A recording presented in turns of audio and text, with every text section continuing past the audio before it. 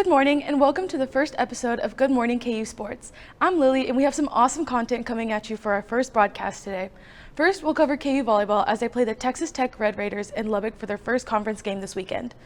We'll cover the KU women's soccer team as they come back from a long stretch of away games. Next, we'll preview Saturday's football game and Eli will kick off his Pick 'em with Greenwald segment.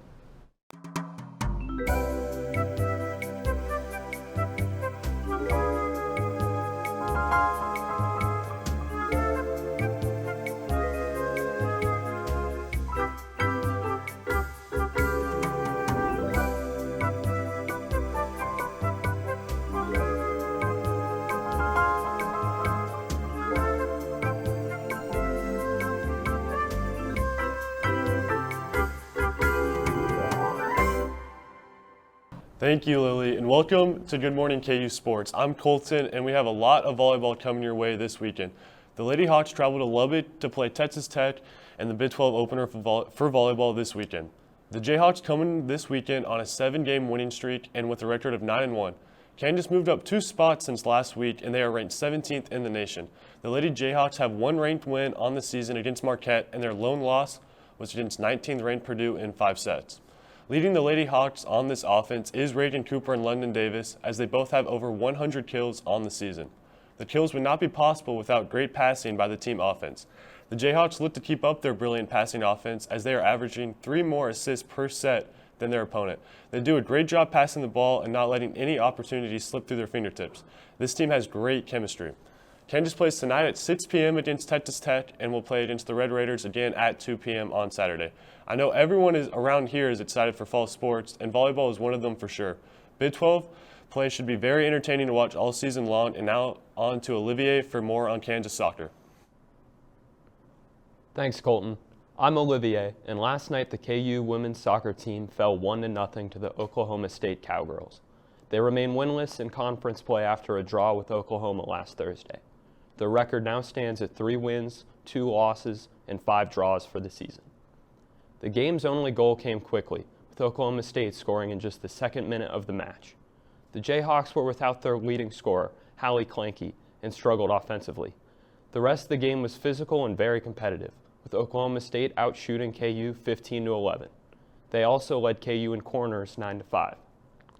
Despite the loss, KU played an inspiring game against what was arguably the best team they've seen so far this year. The defense responded well after going down quickly, shutting out Oklahoma State the rest of the game. Goalie Melania Pissar played well too, making 7 saves to keep KU within a goal. If Kansas can maximize on more opportunities offensively, they look to be as good as any team in the Big 12. This was the 4th game of a tough 5-game road stretch. In a short turnaround, Kansas will try to bounce back when they travel to Orlando for their match against UCF this Sunday night. After the break, we'll go to Ryan, who's interviewing Nate, a student from BYU.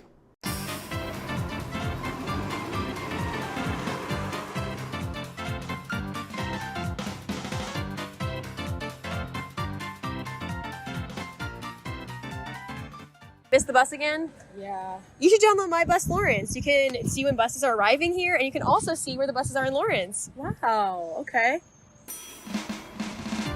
Download the My Bus Lawrence app today.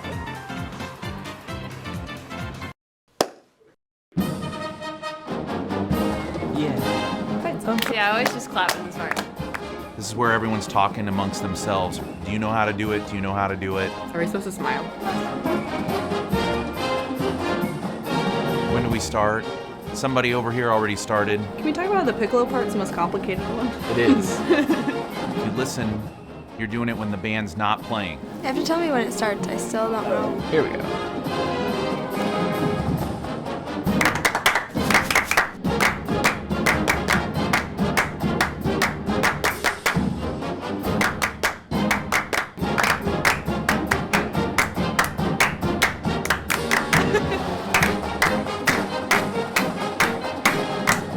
Clapping now.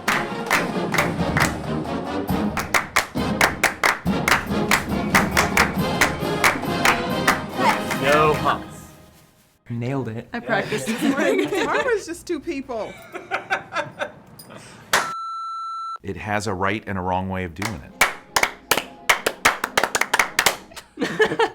No. No. Wrong. I like my way better. I don't know how to 1, do 2, the 3, end. 4. It's just I don't know the Sorry. head.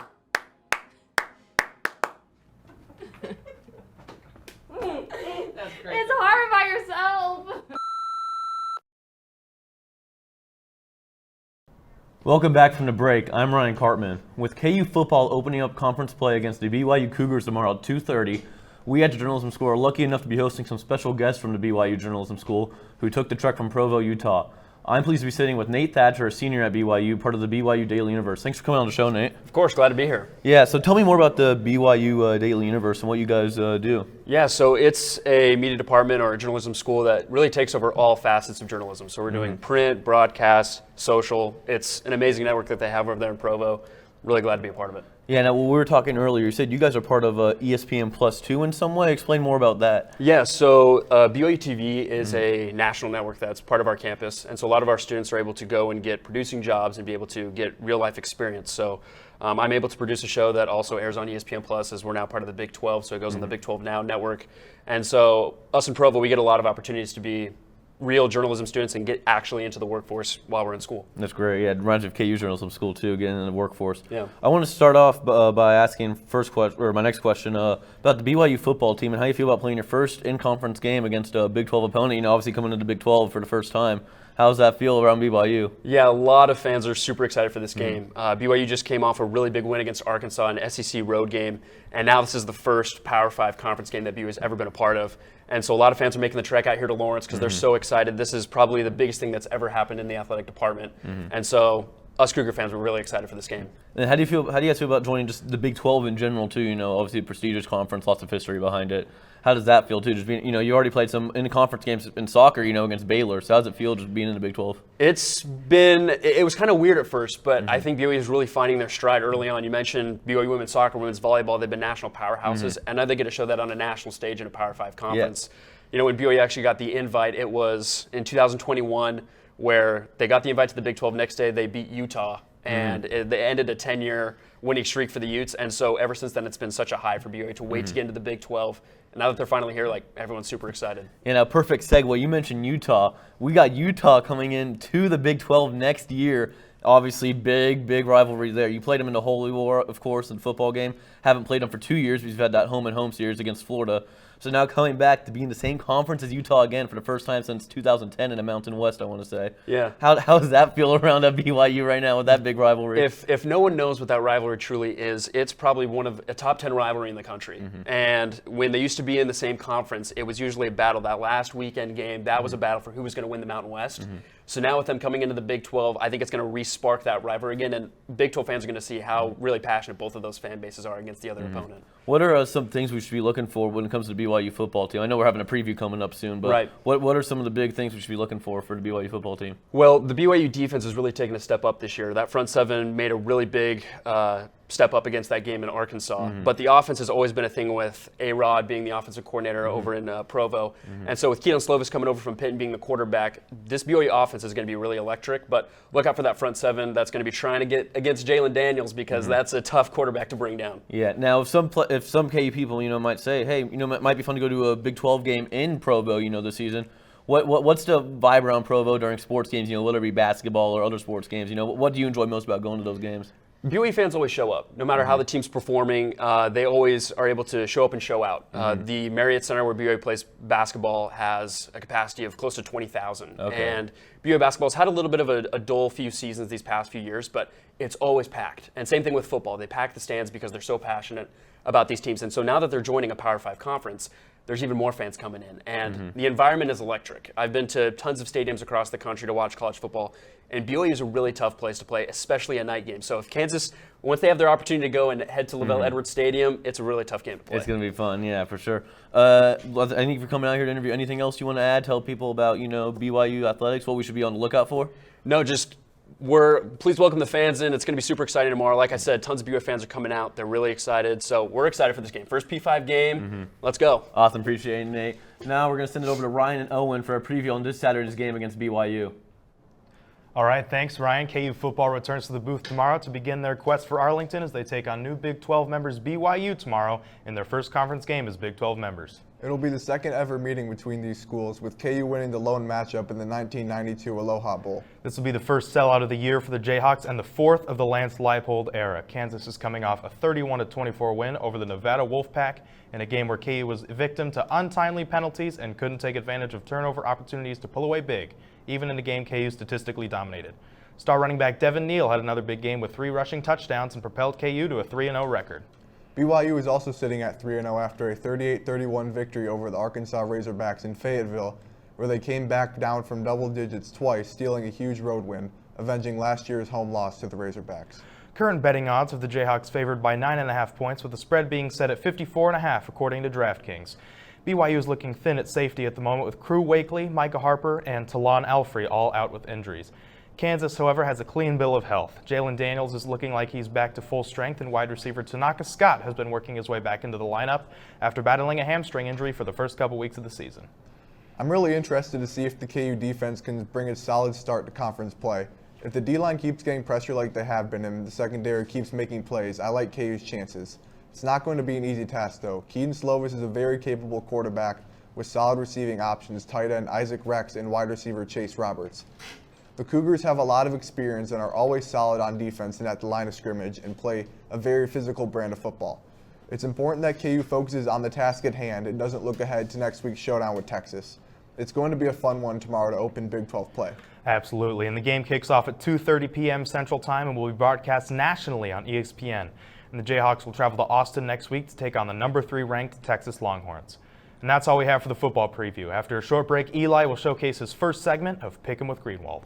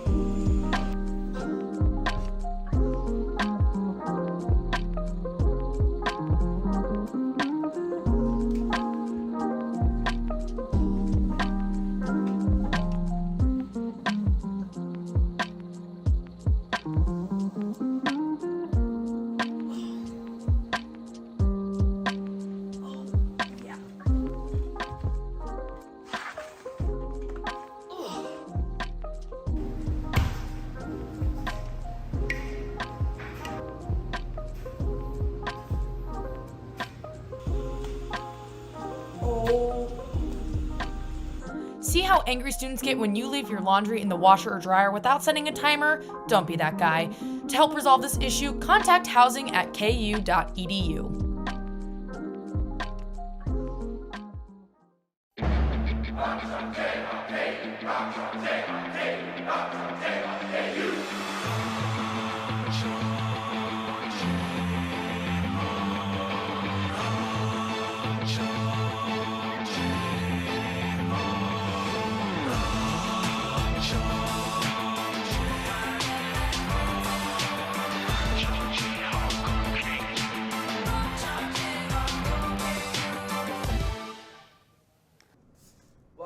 Segment of Pick 'em with Greenwald. I'm Eli Greenwald, and on this show, we will predict the outcomes of the 6 most intriguing NFL matchups each week. So, here, some of the matches we're going to predict this week. Patriots at Jets, noon game on Sunday. I think the Jets are going to win this game. I predict that Sauce Gardner is going to lock down Juju Smith-Schuster. Aging, he's lost a step, definitely. I think Mac Jones will be overpowered by that Jets front 7. I do also believe that the Jets are going to control the clock on the running game, that two-headed monster in the backfield with Breece Hall and Dalvin Cook. And I think Zach Wilson will play good enough for the Jets to win. And he doesn't have to play superstar. He doesn't have to play superstar football every week. He just has to play good enough for them to win with that supporting cast, specifically that running game, that receiving core, and that defense. Bills at Commanders. I think the Bills are going to win this game. This is a noon game on Sunday. I think this is going to be a lot closer than people expected. The Commanders are playing a lot better football than specifically I expected. I expected Sam Howell to be a big bust. coming out of the gate. He has not played that way at all this year. I do, however, expect this is the first time the Commanders are really going to face a high-powering defense. And I think it's going to be a lot closer than people expect, but I do think that Josh Allen and Stephon Diggs and the rest of that high-powering Bills offense is going to be a little much for Washington's young and inexperienced defense. Chargers at Vikings, 2 0-2 teams. Nobody expected these two to be 0-2. I specifically didn't. I do think the Chargers are going to win this game. I think the Vikings are going to start 0-3. They have one of the hardest schedules in football, and them starting 0-3 I think says a lot less about them as a team and a lot more about how difficult their schedule is. I do think the Vikings could still end up having a solid season and turn it around, definitely. I think this is going to be a high-scoring game. I just trust Justin Herbert more than Kirk Cousins. I don't trust Kirk Cousins with the ball. I think he's going to throw a couple interceptions, specifically with that high-powered Chargers secondary, and I trust Justin Herbert more. He's a young talent, and I expect the Chargers to go into Minnesota and win that game. Pittsburgh in Vegas. I expect this to be an absolute blowout on Sunday Night Football. I think the Steelers are going to go in to Las Vegas and dominate Vegas.